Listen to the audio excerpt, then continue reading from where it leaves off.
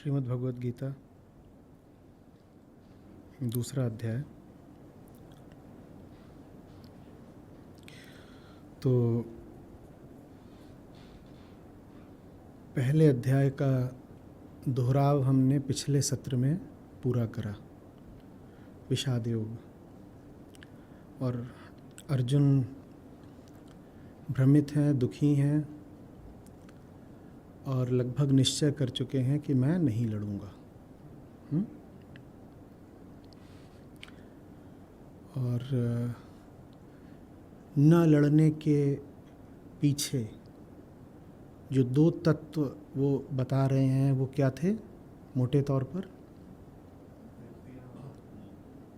ठीक है ना, वृत्तियां और मोह तो वृत्ति में ही आ गया, वृत्ति और संस्कृति। ठीक है ना, दो बातों का आश्रय लेकर के अर्जुन लड़ने से इनकार कर रहे हैं।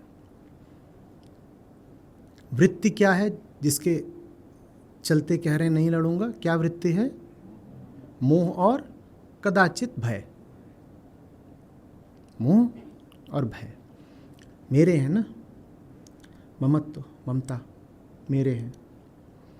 जितने सामने खड़े हैं उनमें बहुत सारे तो मेरे मित्र ही रहे हैं, भाई हैं ही, संबंधी हैं, मामा हैं, भाइयों के पुत्र हैं तो वो मेरे पुत्र समान ही हुए। और दो तो बहुत ही विशेष हैं, एक द्रोण और एक भीष्म। इनको मार कैसे दूंगा मैं? एक ने चलना सिखाया, एक ने धनुष पकड़ना सिखाया। कल्पना भी नहीं कर सकता कि इनको मारूंगा।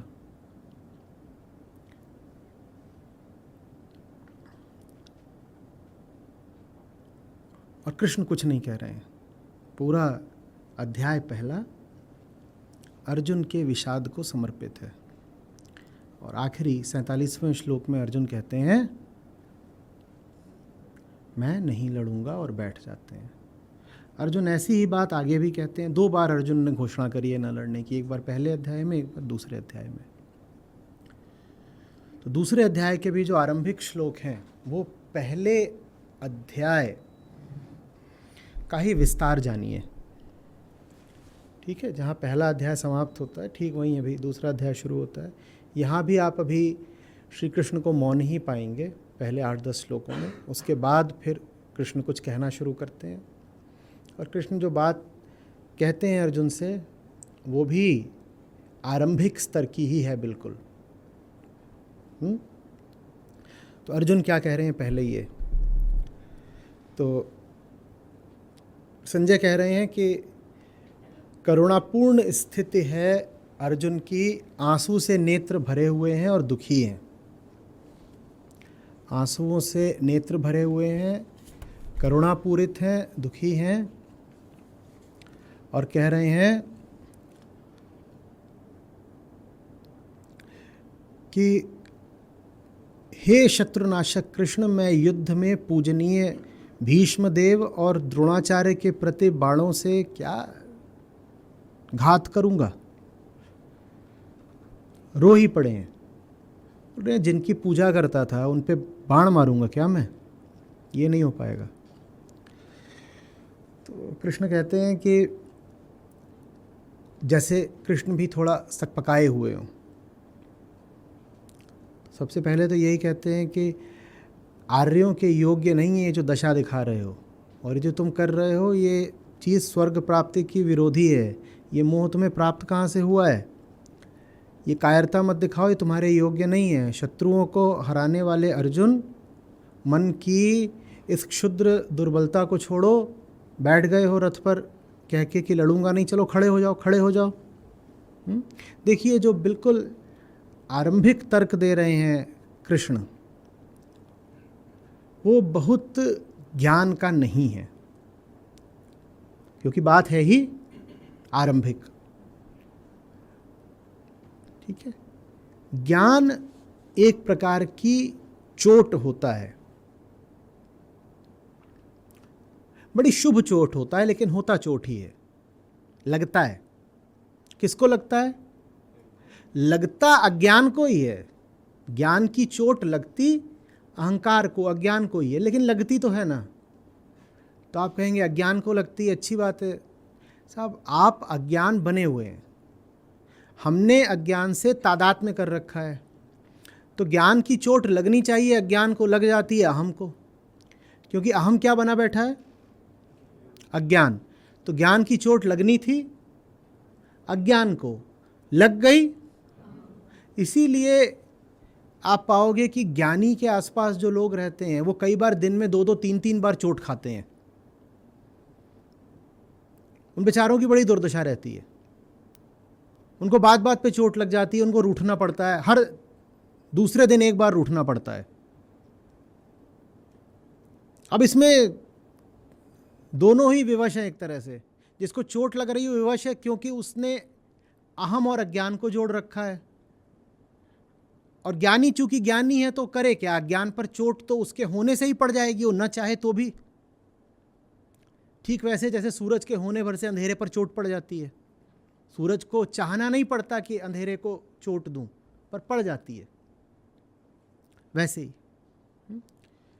तो कृष्ण नहीं चाह रहे हैं कि आरंभ में ही बहुत ज्ञान की बात करें, चोट लग जाएगी। कृष्ण आरंभ में ही ज्ञान की बहुत गहरी या अंतिम बात नहीं करना चाहेंगे, चोट लग जाएगी। गहरा ज्ञान देना किसी को गहरी शल्य क्रिया जैसा होता है, क्योंकि बात गहरी है ना, तो यहां गहराई में बैठानी पड़ती है। सतही कोई मलहम नहीं होता ज्ञान, गहरी सर्जरी होता है। तो ज्ञानी भी गहरा ज्ञान देने से आरंभ में थोड़ा बचना चाहता है, क्योंकि कुछ भी कहिए, सर्जरी होती तो झंझट ही है ना। जिसकी हो रही है उसके लिए भी होती है, जो कर रहा है उसके लिए भी तो होती है। बड़ी जिम्मेदारी का काम है किसी की छाती खोल देना। वो तो बेहोश पड़ा है, आपने उसकी छाती खोल दी है, सारी जिम्मेदारी किस पर आ गई? आप पर आ गई है। तो कृष्ण भी आरंभ में कह रहे हैं चलो देखता हूं, मलहम वगैरह लगा के ही काम चल जाए। तो आगे छाती खोलेंगे पूरा, सब छाती ही नहीं, वो रेशा रेशा अलग कर देंगे। लेकिन शुरुआत में बस इतना ही कहते हैं कि जो तुम कर रहे हो ना, इससे स्वर्ग नहीं मिलेगा। अब गीता उपनिषदों का सार कही जाती है। गीता को आखिरी उपनिषद भी कह देते हैं। समझाने वालों ने इस तरीके से भी बोल दिया है कि अगर सब उपनिषद गायें हैं तो गीता दूध है।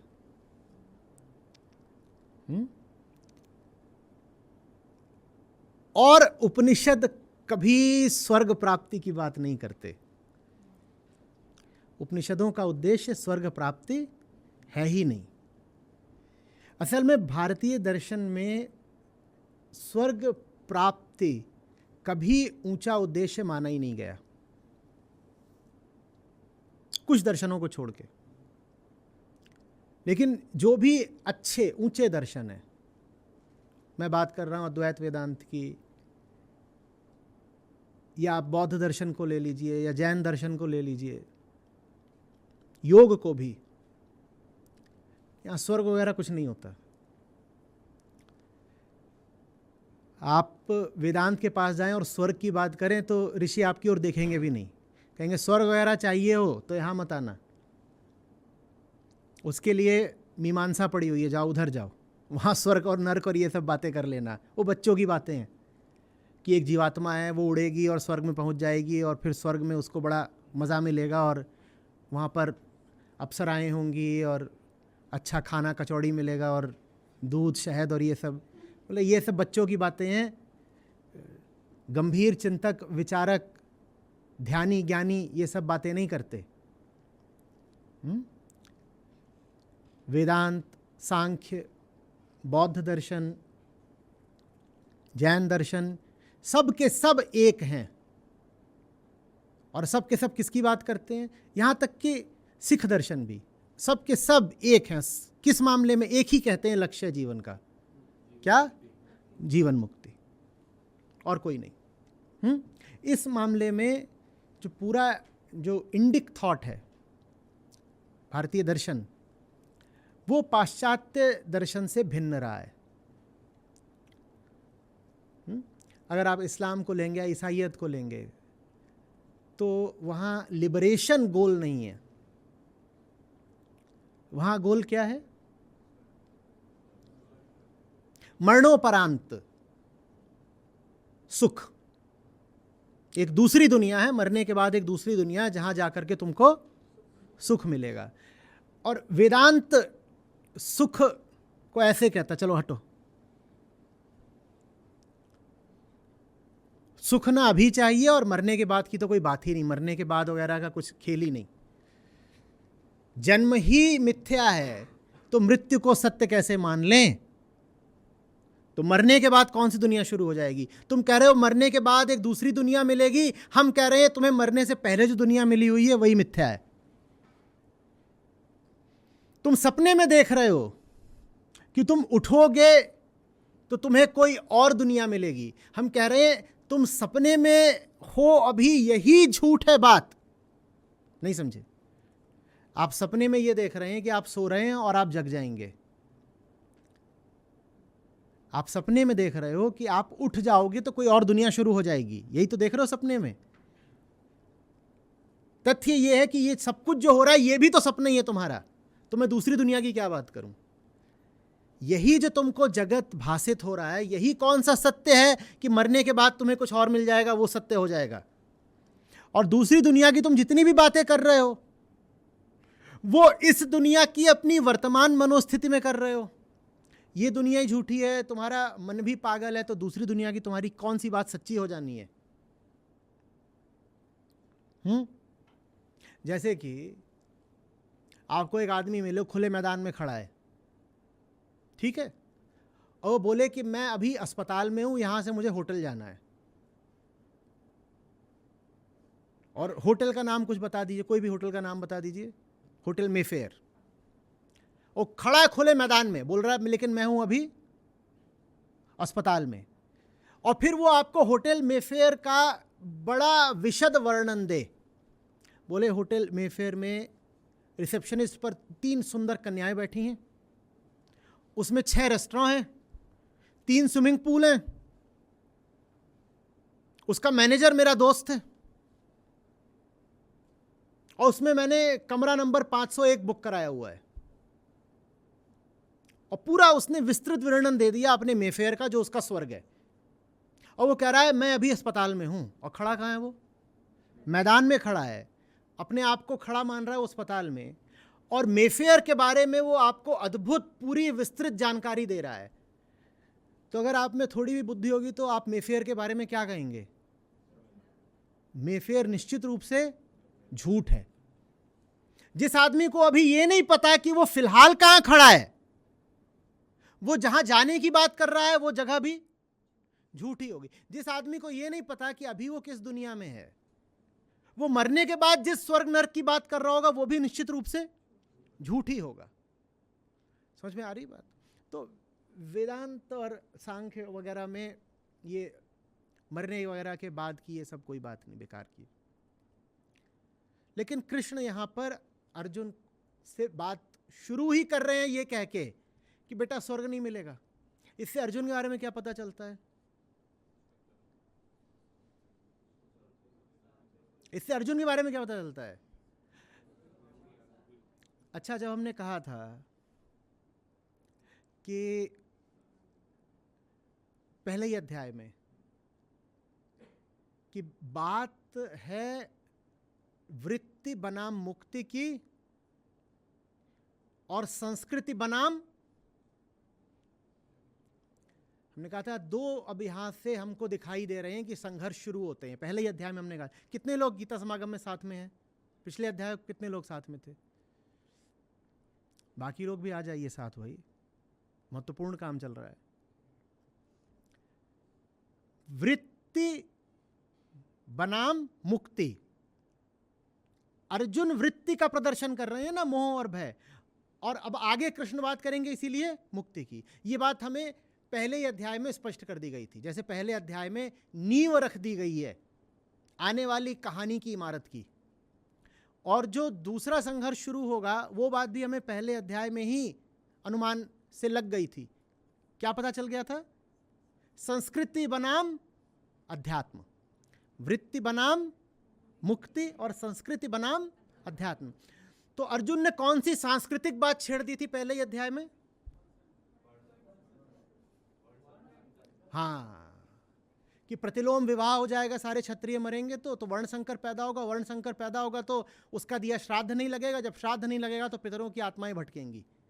अर्जुन ने इतनी बड़ी कहानी बता दी थी, और ये कहानी पूरी क्या है? सांस्कृतिक। तो बिल्कुल तय हो गया था कि अर्जुन खड़ा है संस्कृति के पक्ष में और कृष्ण खड़े हैं अध्यात्म के पक्ष में। और संस्कृति और वृत्ति एक होते हैं और अध्यात्म और मुक्ति एक होते हैं। अर्जुन वो बात कर रहे हैं जो उस समय भी समाज में चलती थी कि ऊंची नीची जाति है, गलत जाति में शादी मत कर लेना, ऊपर वाला नीचे वाली से ना करे, ये सब चलता था। और ऊपर वाली महिला अगर नीचे वाले पुरुष से कर लेगी तो उसको बोलते थे ये ठीक विवाह नहीं है। लेकिन ऊपरी वर्ण के पुरुष को नीचे वाले वर्ण की महिला से विवाह करने की अनुमति थी, वो चलता। मतलब 100 तरह की विकृतियां, और अर्जुन उन्हीं सब विकृतियों का हवाला दे रहे हैं, कह रहे देखिए ये होगा वो होगा। और श्राद्ध वगैरह में तब बड़ी श्रद्धा चलती रही होगी।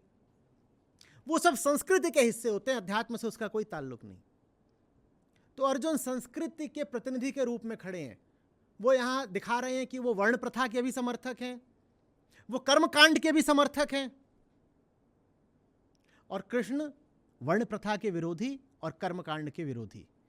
अर्जुन है संस्कृति के पक्ष से और कृष्ण है अध्यात्म के पक्ष से, और गीता है कृष्ण और अर्जुन का संघर्ष।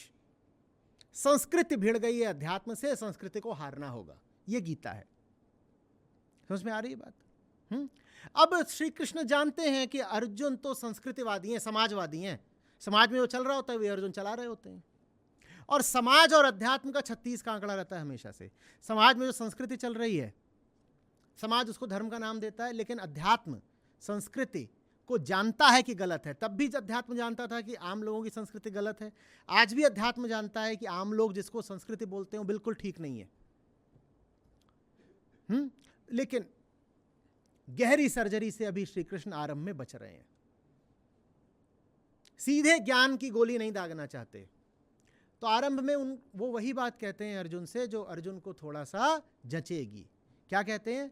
कि बेटा अगर युद्ध नहीं करोगे तो स्वर्ग नहीं मिलेगा। और अर्जुन तो है ही स्वर्गवादी। पितरों के लिए भी उन्होंने वही बात करी थी कि पितरों की आत्माएं भटकेंगी, स्वर्ग वगैरह नहीं पाएंगी। श्री कृष्ण ने कहा अगर ये यही मानते हैं तो चलो इनको इसी तरह समझाते हैं। और दूसरी बात कहते हैं कि ये तुम काम कर रहे हो ना, ये आर्यों के योग्य नहीं है। इससे ये भी पता चलता है कि अर्जुन में जातिगत अहंकार भी काफ़ी था कि हम कौन लोग हैं, हम आर्य लोग हैं। तो कृष्ण कह रहे हैं कि अर्जुन जिस भी चीज़ से संचालित होते हैं, चलो मैं उसी का उपयोग करके देख लेता हूँ। अर्जुन को अपने आर्य होने पर बड़ा गौरव है, अर्जुन को अपने वर्ण पर बड़ा गौरव है, और अर्जुन को स्वर्ग प्राप्ति का लोभ है।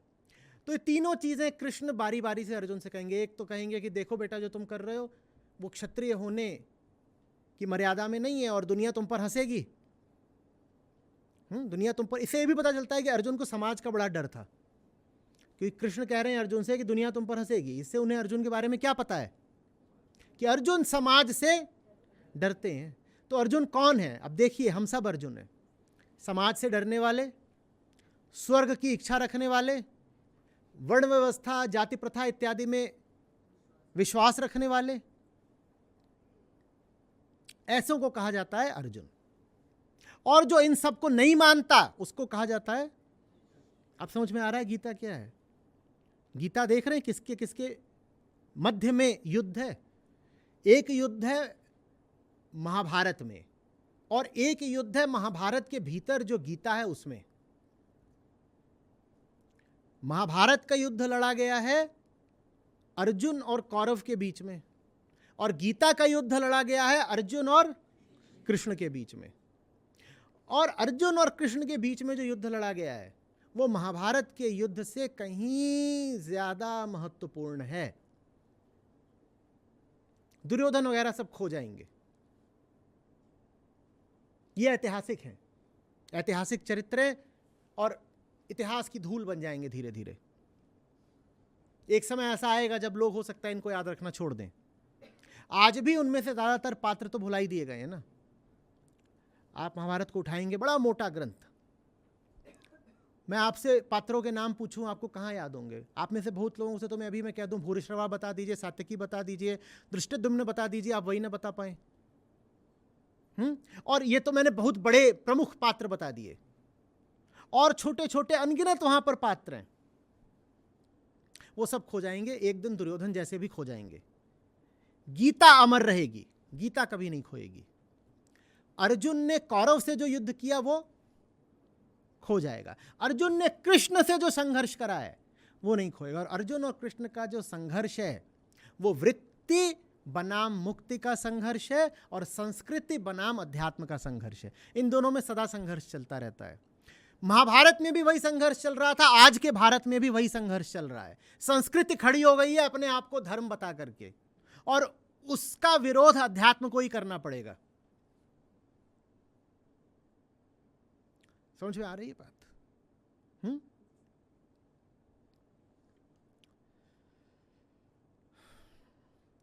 एक और श्री कृष्ण अर्जुन से बात कहते हैं, ये जो तुम्हें मोह है ये बड़ा निंदाजनक है, कहां से प्राप्त हुआ है? ये भाषा आप देख रहे हैं, ये बहुत गहरे ज्ञान की भाषा नहीं है अभी।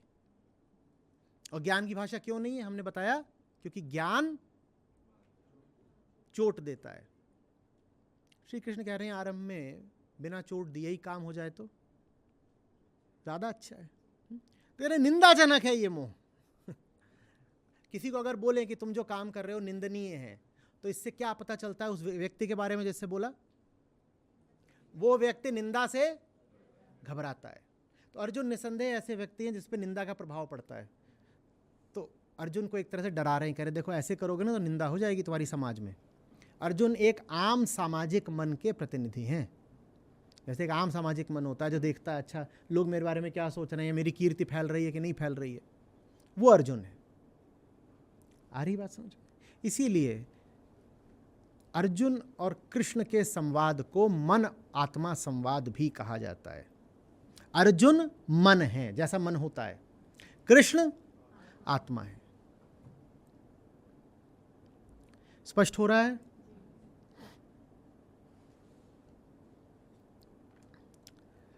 फिर इसी में अर्जुन कायरता मत दिखाओ, ये तुम्हारे योग्य नहीं है। अब कायरता तो दिखा ही रहे हैं, तो फिर ये कहने का क्या अर्थ है कि तुम्हारे योग्य नहीं है? तो यहाँ किसको थोड़ा सा उकसाया जा रहा है? अर्जुन के अहम को, कि तुम तो बहुत ऊंचे आदमी हो, तुम इतना नीचा काम कैसे कर रहे हो? अगर वो वाकई ऊंचे आदमी होते तो नीचा काम कर ही नहीं रहे होते। पर जैसे एक आम आदमी को प्रोत्साहित या मोटिवेट करते हैं, वैसे ही अर्जुन को किया जा रहा है कि तुम तो बहुत बढ़िया आदमी हो, बहादुर हो, तुम ये निंदनीय काम क्यों कर रहे हो? अच्छा काम है। अर्जुन पे इन बातों का कोई अंतर पड़ना नहीं है। श्री कृष्ण को भी ये खुलासा धीरे धीरे होगा कि युद्ध तो उधर भी 18 दिन चला था और इधर 18 अध्याय चलेगा। ये 18 का आंकड़ा सायोगिक ही नहीं है, 2 युद्ध हैं, 2 युद्ध हैं। कौरव से लड़ोगे 18 दिनों तक, और मुझसे लड़ोगे 18 अध्यायों तक। तुम तो शत्रु तापन हो, शत्रु तुमसे डरते हैं। ये क्या करा जा रहा है देखो तो। हाँ, ये मोटिवेशन है, ये मोटिवेशन है। चलो खड़े हो जाओ। काहे को खड़े हूं अर्जुन? वो बैठ गए धम्म से, मुझे नहीं करना। तो अब और आगे तर्क देते ही जाते हैं। अगला तर्क है मैं तो भिखारी होना बेहतर समझूंगा। भिक्षा पात्र उठाऊंगा, भीख मांगूंगा और उसको मैं ज्यादा कल्याणकर मानूंगा। यह अगला तर्क है अर्जुन का। भीख मांग के खा लूंगा, लड़ाई नहीं करूंगा। क्योंकि गुरुओं का वध करके आखिर में रक्त से सने हुए अर्थ और काम को ही तो इस संसार में भोगूंगा। माने जो कुछ ही भोगूंगा वो रक्त से सना हुआ होगा, तो मैं नहीं लड़ता। भिखारी बन जाऊंगा, गुरुओं को नहीं मारूंगा। फिर अब अर्जुन की भाषा पर ध्यान दीजिएगा। अर्जुन यहां पर देखिएगा कि मात्र अपनी बात नहीं कर रहे हैं, प्रथम पुरुष में नहीं बोल रहे हैं। देखिए किस में बोल रहे हैं। हम ये भी तो नहीं, मैं नहीं कहा, हम ये भी तो नहीं जानते हैं कि हम लोगों के लिए श्रेयस्कर क्या है। ये आप देख रहे हैं अर्जुन परोक्ष रूप से क्या कर रहे हैं। कह रहे हैं मैं तो नहीं जानता हूं, आप भी तो नहीं जानते। ये संघर्ष है। कृष्ण से कह रहे हैं आप जानते नहीं हैं। अब सीधे सीधे नहीं कह सकते हैं, मर्यादा की बात है, तो थोड़े जरा शालीन तरीके से कह रहे हैं। कह रहे हैं हम लोग ये भी तो नहीं जानते ना कि हमारे लिए श्रेयस्कर माने बेहतर क्या है। हम उन्हें जीत लें या वे हम लोगों पर विजय पा लें, जिन लोगों को मारकर हम जीना भी नहीं चाहते। धृतराष्ट्र के वो पुत्र हमारे सामने खड़े हैं। अचानक से अर्जुन में इतनी भाव बाहुल्यता आ गई है। इससे पहले 5-6 बार वो चुनौती दे चुके थे दुर्योधन को कि तू सामने पड़, तुझे मारूंगा। और अब कह रहे हैं इनको मार के तो मैं जीना भी नहीं चाहता। और ये बात अब ध्यान दीजिए, इन्होंने द्रोण या भीष्म के लिए नहीं कही है, धृतराष्ट्र के पुत्रों के लिए कही है। इनको मार के तो हम जीना भी नहीं चाहते। वो धृतराष्ट्र के पुत्र अभी सामने खड़े हुए हैं। ठीक। और जैसे मैं अज्ञानी हूं कृष्ण, वैसे ही आप भी तो अज्ञानी ही है। मैं ये नहीं कह रहा मैं बड़ा भारी ज्ञानी हूं, मैं तो दीनहीन विनम्र आदमी हूं। अपने बारे में नहीं कह रहा बड़ा ज्ञानी हूं, पर अज्ञानी तो आप भी है ना। ऐसे चलता है गुरु शिष्य का रिश्ता। ऐसा हो ही नहीं सकता कि शिष्य को दिन में 5 बार ख्याल ना आए कि ये गुरुदेव हैं तो अज्ञानी। क्या कि काम ही ऐसे करवा रहे हैं मुझसे। देखो यहां बोल रहे हैं कि सामने खड़े हुए हैं भाई लोग, हमारे मामा बंधु आचार्य, इनको सबको मार दो। ऐसे कैसे मार दूं? और भीतर ही भीतर डर भी लग रहा है, वो प्रदर्शित भी नहीं कर रहे हैं। कृष्ण जानते हैं कि अर्जुन को डर भी लग रहा है, इसीलिए कृष्ण बीच में 2-3 बार अर्जुन से कहते हैं कि बेटा कायर कहलाओगे। कायर, क्योंकि कृष्ण को पता है कि बात यहां पे कायरता की भी हो रही है। मोह तो है ही है, साथ में भय भी है, नहीं तो कायरता का तर्क न देते कृष्ण। बड़ी भारी सेना है अर्जुन की सेना से ड्योढ़ी। और जो खड़े हैं वो भी कोई हल्के लोग नहीं हैं। जो सेनापति हैं उनका ऐसा था कि वो तभी मरेंगे जब इच्छा होगी उनकी। ऐसे भारी वो योद्धा। अब इच्छा मृत्यु को न भी मानो कि कोई चमत्कार था, उसका शाब्दिक भी अर्थ पकड़ो तो इतना तो स्पष्ट होता है कि धुरंधर योद्धा थे। माने कि कोई दूसरा व्यक्ति उन्हें चाह कर नहीं मार पाता। वो तभी मरते जब उनका अपना उत्साह क्षीण हो जाता। तो अर्जुन को भय लग रहा होगा, कहाँ मुझसे हो पाएगा ये। भाई भी वो 100 हैं, इधर तो 5 ही हैं, और 5 में भी एक युधिष्ठिर। इनका भरोसा नहीं है। अभी बीच में ही शकुनी पहले ही 2 बार फंसा चुका था इनको, बस यही बोल के कि आओ। और इनका तो ये रहता है कि अगर आमंत्रण आया है तो धर्म कहता है स्वीकार करना ही होगा भाइयों, चलो फिर से। एक बार गए तो पांचाली का चीरहरण करवाया, दूसरी बार गए तो जंगल भिजवाया, अब तीसरी बार यहां खड़े हुए हैं भाला लेके। भाला छोड़ के द्यूत कब पकड़ ले पता नहीं। और वो नकुल सहदेव हैं, उनका ऐसा कोई युद्ध प्रावीण्य नहीं। हाँ भीम भर जरूर है, पर वो कब गर्म हो जाएं उनका भरोसा नहीं होता। और कृष्ण, बहुत बढ़िया बात। और कृष्ण है जिन्होंने शपथ कर रखी है कि मुझे तो उठाना ही नहीं है हथियार। तो अर्जुन को भय आ गया हो इसमें कोई बड़ी बात नहीं। समझ रहे हैं बात को? और पुत्र थे अर्जुन के, वो अभी बालक ही हैं। अभिमन्यु कितने वर्ष का था? 16। अब पिता होने के नाते ये भी देख रहे हैं कि 16 साल 14 साल वाले खड़ा कर दिए मैंने हथियार लेकर के, ये क्या लड़ेंगे और क्या इनका होगा? तो कह रहे हैं नहीं लड़ना, इससे अच्छा है मैं भीख मांग के खा लूंगा, मुझे जाने दो। और कृष्ण ने पकड़ लिया, कहीं नहीं जाना है।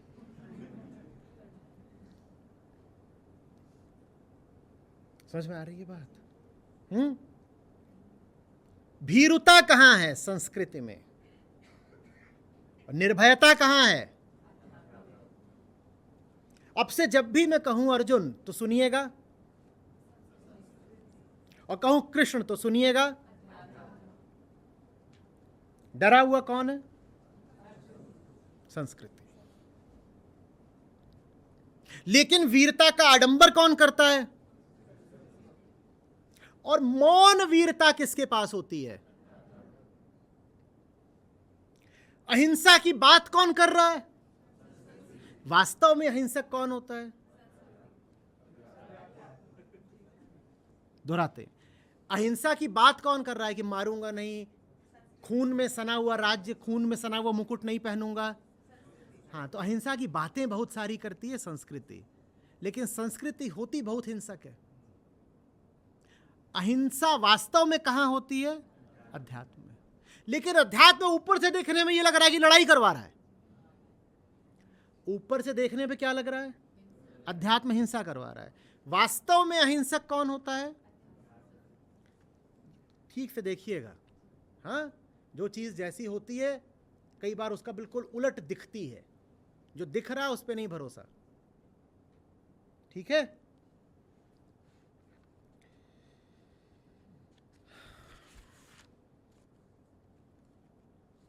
तो जैसे ही अब अर्जुन ने कहा कि हम कुछ नहीं जानते, आप भी कुछ नहीं जानते, तो मधुसूदन ने जरा सी तिरछी निगाह से ऐसे देखा उनको, बेटा होश में आओ।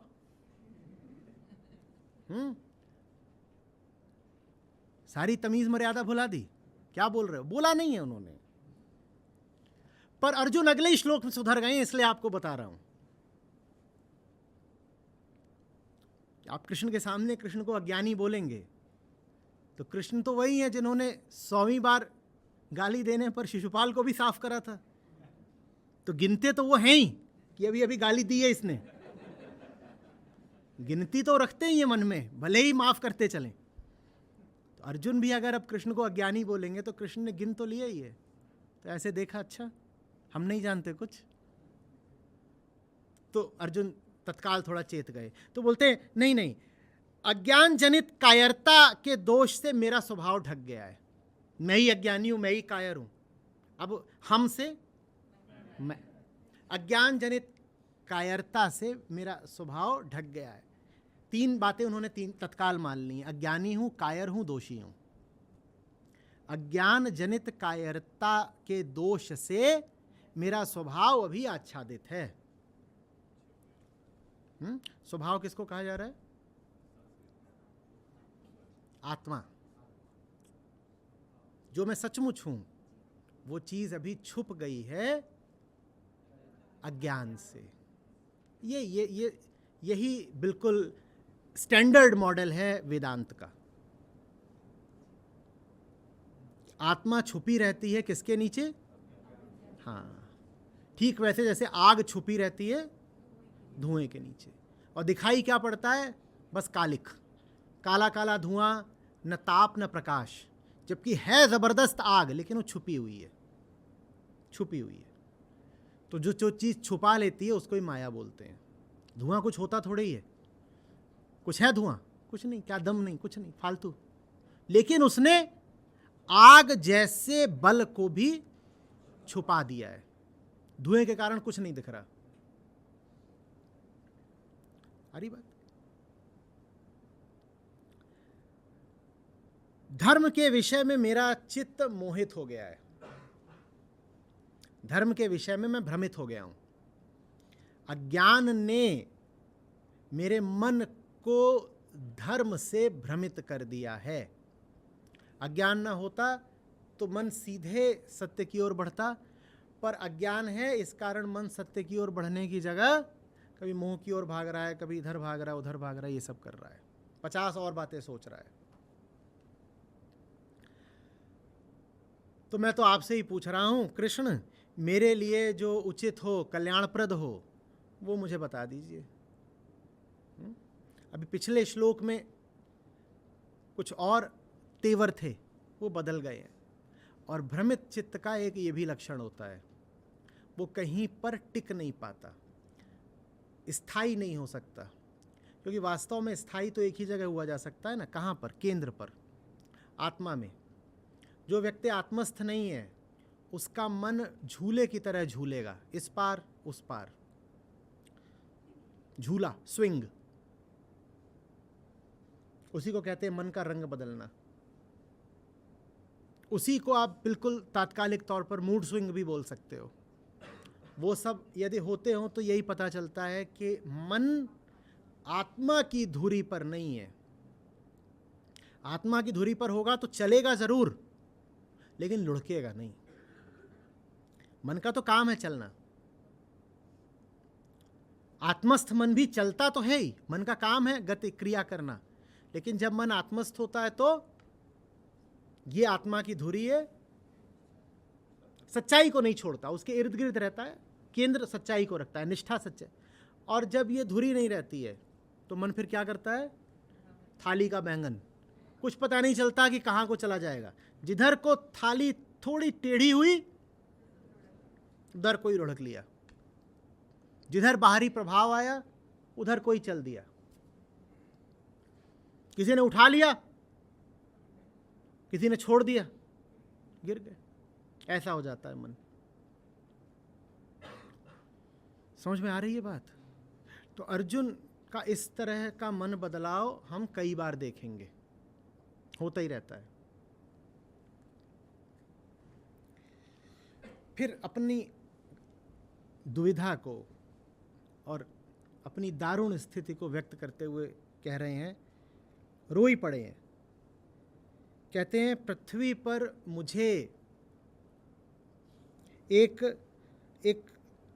शत्रुहीन और सब तरह से समृद्ध राज्य, क्या देवताओं का साम्राज्य भी मिल जाए, सब तरह से स्थितियां मेरे अनुकूल हो जाएं, अर्थात तो भी मुझे अभी ऐसा कोई उपाय नहीं दिख रहा जिसने इस दुख को मुझसे दूर कर सके, जिसने मुझे घोर संताप में डाल दिया है। ऐसा संताप जो मेरी इंद्रियों का शोषण ही कर रहा है। इंद्रियाणाम उत शोषणम।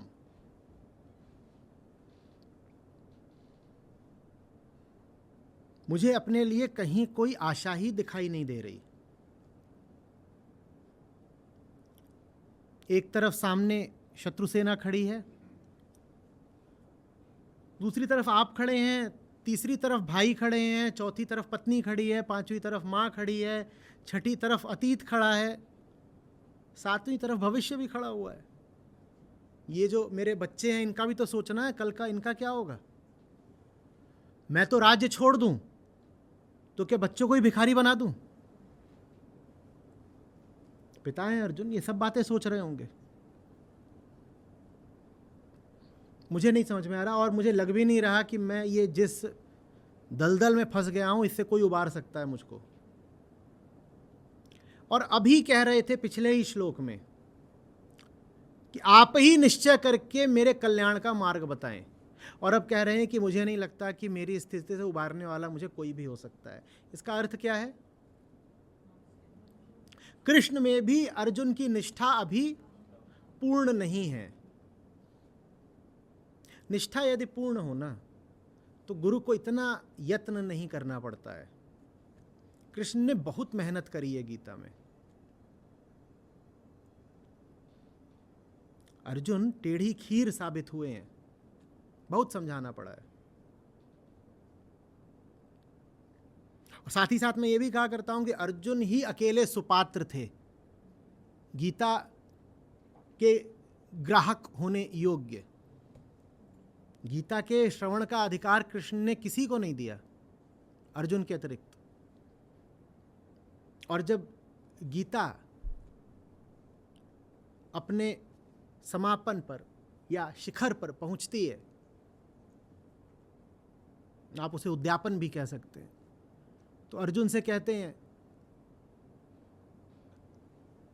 कि किसी और कुपात्र को सुना भी मत देना गीता, जो मुझ में निष्ठा ना रखता हो। और भी एक दो शर्तें बताते हैं, ऐसों को गीता कभी बता भी मत देना। तो अर्जुन ही उन्हें मिले जो सर्वश्रेष्ठ थे, क्योंकि अर्जुन को बताते हैं, और जो सर्वश्रेष्ठ उनको मिले हैं उनकी भी उनमें पूर्ण निष्ठा नहीं है, तो औरों का हाल सोचिए फिर। कृष्ण इस बात को लेकर संवेदनशील हैं कि गीता ऐसे लोगों के कानों में न पड़े जिनमें सत्य को लेकर श्रद्धा नहीं। तो गीता का एकमात्र श्रोता वो चुनते हैं अर्जुन को। पीछे धर्मराज भी तो खड़े थे, कम से कम उनको तो बुला लेते। धर्मराज ने तो यक्ष प्रश्नों के भी इतने ऊंचे अच्छे उत्तर दे दिए थे, वो धर्मराज को भी नहीं आमंत्रित करते हैं। कहते भाई, वरना कहते हैं ना भाई आओ आओ, बड़ी धर्मार्थ बैठक हो रही है, धर्मराज आप भी आइए। धर्मार्थ बैठक में धर्मराज आमंत्रित नहीं है, इससे धर्मराज के धर्म के बारे में पता चलता है।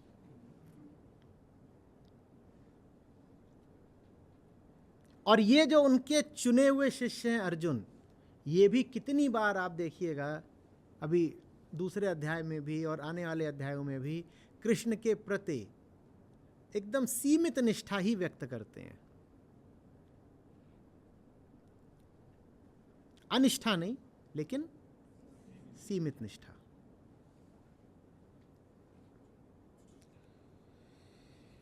और ये कह करके कि कोई भी नहीं है जो मेरा शोक दूर कर पाएगा, मुझे किसी से कोई आशा नहीं, ये कह करके घोषित करके कि कृष्ण मुझे भी आपसे बहुत ज्यादा आशा नहीं, वो दूसरी बार कह देते हैं मैं युद्ध नहीं करूंगा और चुप बैठ जाते हैं। अब ये उन्होंने अपनी स्थिति का वर्णन नहीं किया है, ये उन्होंने घोषणा कर दी, एक डिक्लेरेशन है। उन्होंने कृष्ण की अनुमति भी नहीं मांगी है कि युद्ध नहीं करूंगा, राय मशवरा सलाह भी नहीं है, कुछ नहीं। ये क्या है? सीधे सीधे निष्कर्ष, समापन, मैंने तय कर लिया है, मैं नहीं लड़ूंगा।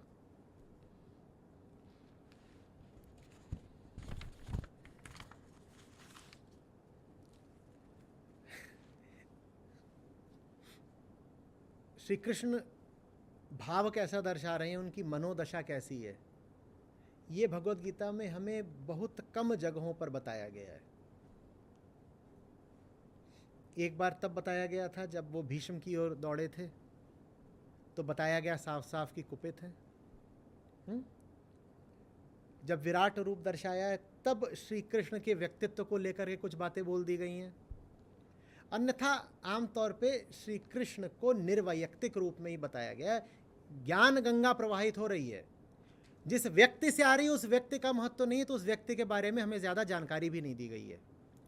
लेकिन ये जो 10वां श्लोक है दूसरे अध्याय का, यहाँ पर श्री कृष्ण के बारे में थोड़ी सी बात है।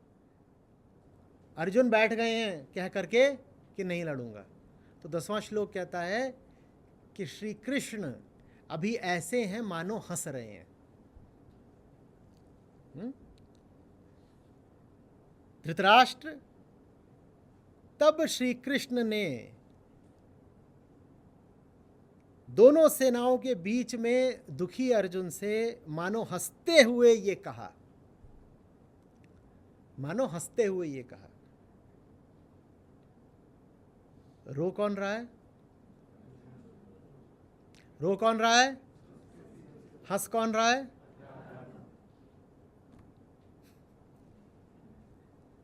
और वो बैठ गए हैं। यही है ना दशा, ऐसे ही दिखाते हैं ना। और वो खड़े हुए हैं और हंस रहे हैं उनको देख करके। और हमारी आम मान्यता कहेगी कि ये संवेदनहीनता है, ये क्रूरता है। बेचारा लड़का दुखी है कि बाप ताऊ दादा आचार्य को मारना पड़ेगा और तुम हंस रहे हो उसके ऊपर, बड़े निर्मम निठुर हो। वो तो है ही, और कह रहे हैं होना भी चाहिए। निर्ममता तो सबसे अच्छी बात है, और ममत्व तो मूल अपराध है। आप देख पा रहे हैं, दिख रहा है साफ साफ, अर्जुन बैठ गए रथ पर, और इस बार तो साफ डंके की चोट पर, मैं नहीं लड़ूंगा। उनका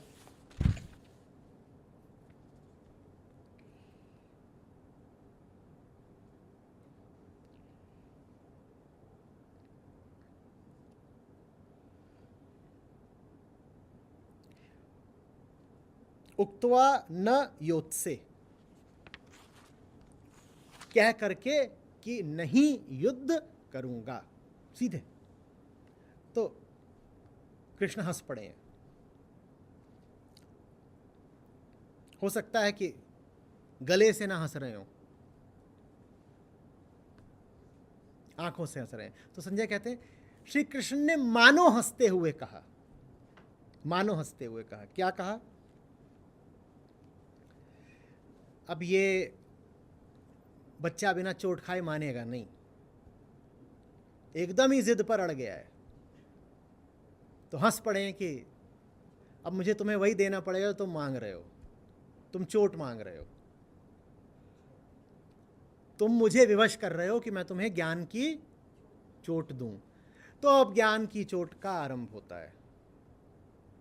ठीक, इससे पहले जो बातें कही थी वो सतही थी, सामाजिक थी, कि क्षत्रिय हो, स्वर्ग नहीं मिलेगा, लोग हंसेंगे, कायर कहलाओगे, ये सब बातें कही थी। अब ज्ञान की बात शुरू होती है, क्योंकि अब अर्जुन बैठ ही गए हैं, अब थोड़ा उनको भारी उपचार देना पड़ेगा। तो भारी उपचार क्या दिया जा रहा है? जिनके लिए शोक किया नहीं जा सकता उनके लिए शोक कर रहे हो, और बातें ऐसे कर रहे हो जैसे भारी विद्वान हो। दे दी चोट। कह रहे बातें मूर्खों वाली, और बन रहे हो पंडित। यदि वाकई तुम विद्वान होते तो इनके लिए शोक करते क्या? सत्य ही अमर है यदि, तो जो सत्य के विरुद्ध हो वो कौन हो गया? मृत। जो मरा ही हुआ है उसके मरने का तुम शोक कर रहे हो, पागल। सत्य से तुम्हारा थोड़ा भी सामीप्य होता तो जो मेरे यानी सत्य के विरुद्ध खड़े हैं उनके लिए तुम शोक कैसे कर सकते थे? लेकिन बातें देखो कितनी बड़ी बड़ी, कि अधर्म हो जाएगा और अहिंसा ज्यादा महत्वपूर्ण है, और गुरुओं के रक्त से सना हुआ मुकुट नहीं पहनूंगा, भिक्षा खा के जीना ज्यादा श्रेष्ठ है। जिनके लिए राज्य अर्जित किया जाता है उनको मार करके राज्य थोड़े ही अर्जित करूंगा। मधुसूदन, देखो कैसे तुम विद्वत्तापूर्ण तर्क सुना रहे हो मुझको, और हो क्या तुम? अज्ञानी हो, अज्ञानी, और तर्कों में ज्ञान उड़ेल रहे हो। इससे हमें ज्ञान के बारे में क्या पता चलता है? इससे हमें ज्ञान भरे वक्तव्यों के बारे में क्या पता चलता है? आप लोग साथ हैं मेरे, या मैं ही बस गला थका रहा हूं? अर्जुन यहां अज्ञानी हैं, साफ कह रहे हैं कृष्ण। ये भी कह रहे हैं बातें पंडितों से कर रहे हो। इससे ज्ञान के बारे में, पंडिताई के बारे में क्या पता चलता है? हाँ बोलिए।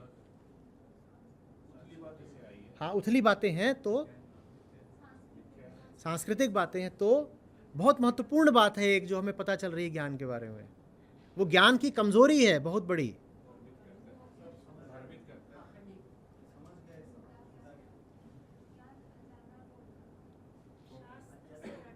आप में से कोई भी गलत नहीं कह रहा है, वो नहीं कह रहा जो सुनना चाहता हूं।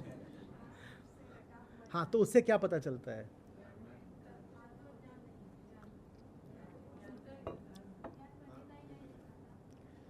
ठीक है, थोड़ा आगे चलिए ना इससे। ज्ञान बहुत आसानी से अज्ञान के हाथ में खिलौना बन जाता है, और यह ज्ञान की विवशता है। वो करे क्या बेचारा? ज्ञान बहुत आसानी से कठपुतली बन जाता है, और तार किसके हाथ में होता है? नाच रहा है ज्ञान, नचा रहा है। वही हो रहा है अर्जुन के साथ। अर्जुन ने तो अपने ज्ञान का प्रयोग करके कृष्ण को भी लगभग अज्ञानी बता दिया है कि हम नहीं जान, जो न जाने उसी को तो ज्ञानी कहते हैं ना, कि अभी धर्म क्या है ये हम नहीं जानते। हम नहीं जानते माने अज्ञान के लिए ज्ञान एक संसाधन मात्र है, और बहुत चालाक होता है।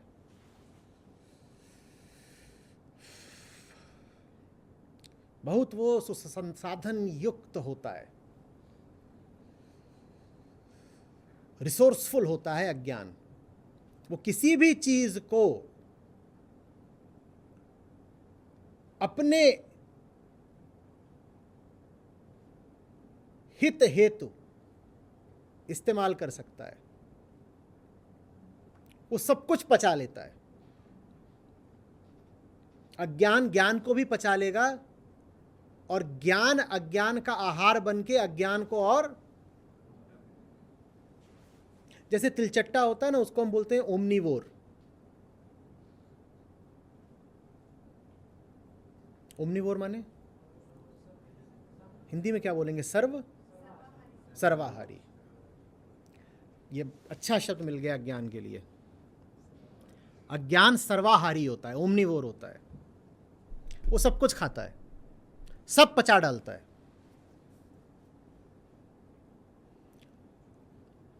वो ज्ञान को भी पचा लेता है। तो माने ज्ञान अज्ञान को नहीं हरा सकता। यही ज्ञान की बड़ी भारी सीमा है। अज्ञान को तो बस अहम का प्रेम ही हरा सकता है, क्योंकि अहम ही अज्ञान को पकड़े होता है ना। मैं अज्ञानी हूं, तो अज्ञान को किसने पकड़ा है? मैंने। जब मैं अज्ञान से ऊब जाता हूं, जब प्रेम हो जाता है मुक्ति से, इससे ऊबा, मुझे अब इससे मुक्ति होना है, तो वो जो मुक्ति से प्रेम होता है वो हराता है अज्ञान को। अगर मुझे अज्ञान से अभी मोह है, अज्ञान से मोह पूरा है, और मुझे ज्ञान के माहौल में बैठा दिया जाए, तो उससे मेरा अज्ञान ही और मोटा होगा। मैं आहार दे रहा हूं अपने अज्ञान को, अगर मुझे ज्ञान के माहौल में बैठा दिया गया है। मैं ज्ञान सूखूंगा और अज्ञान को खिला दूंगा, और वो तिलचट्टे की तरह, तिलचट्टा पत्थर भी खा जाता है, कहते हैं पत्थर भी खा के पचा लेता है।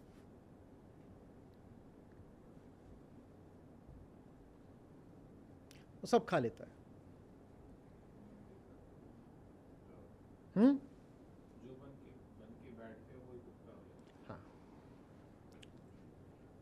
उसको इस तरह भी कह सकते हैं कि अज्ञान सर्वभोक्ता है। वो हर चीज का कंजम्पशन कर लेगा, उसको जो दोगे वो उसको ही भोग लेगा।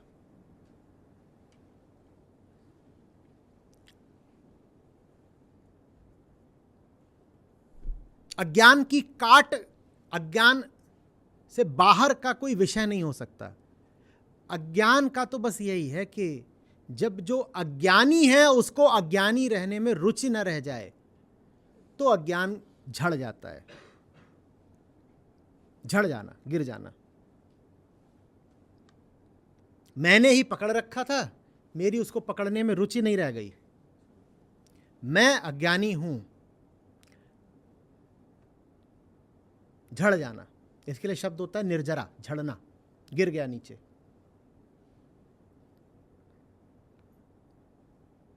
यही त्याग है।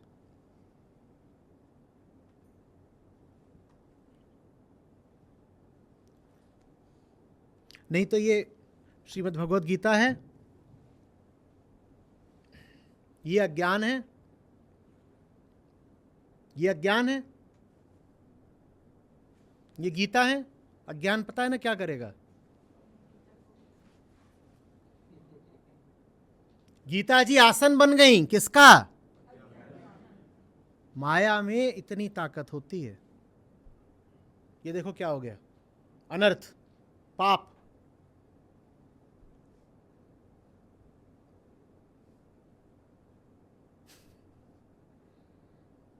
और हम जिनके अभी वचन सुन रहे हैं वो जब साक्षात खड़े हुए हैं अर्जुन, तब भी उनसे बहस करे जा रहे हैं। ये देखो माया की ताकत। हमारे पास तो बस श्लोक हैं, और वो श्लोक भी हमें पक्का भरोसा नहीं कि कृष्ण के ही मुखारविंद से आए हैं। संकलित तो वेद व्यास ने करे, सुनाए तो संजय ने। तो हमारे पास तो बहुत मिश्रित सी एक आखिरी बात आई है। लेकिन गीता कही तो गई ही थी और युद्ध हुआ तो था ही।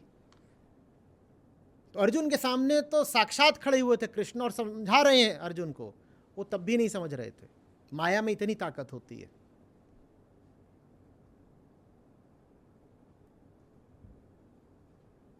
इसलिए खुद से डरना चाहिए। हम बहुत गड़बड़ लोग हैं, समझ रहे हैं बात को?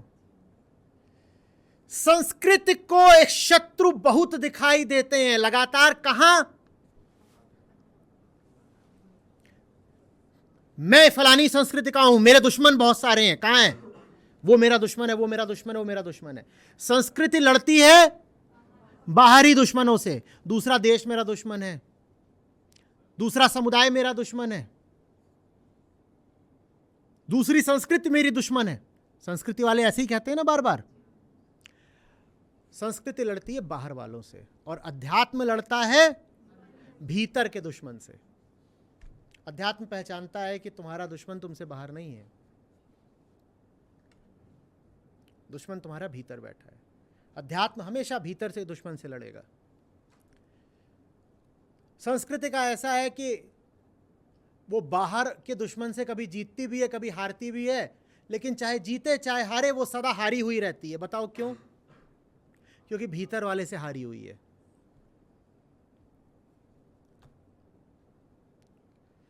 अध्यात्म का ये है कि वो बाहरी लड़ाई हो सकता है जीते, हो सकता है हारे, लेकिन फिर भी वो सदा विजेता है। बताओ क्यों?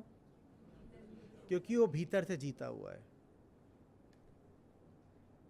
दुर्योधन जीत भी जाता तो भी हारा रहता, और अर्जुन हार भी जाते, वीरगति हो जाती, तो भी जीते रहते।